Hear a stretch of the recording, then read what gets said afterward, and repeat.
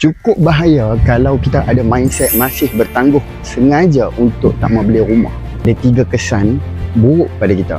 Yang pertama, tempoh pinjaman loan bank akan jadi singkat. Yang kedua, insurans MRTT ataupun MLTT lebih tinggi.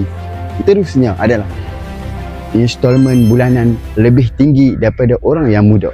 Sebagai contoh, umur 45 tahun, loan bank hanya maksimum 25 tahun sahaja.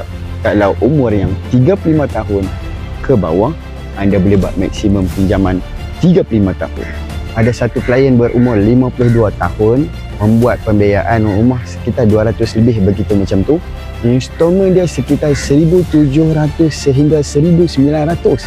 Dia sangat terkejut sebab dengan harga yang sama tapi umur yang muda, bulanan sekitar 1,100 sahaja. Dan akibat daripada itu, dia telah cancel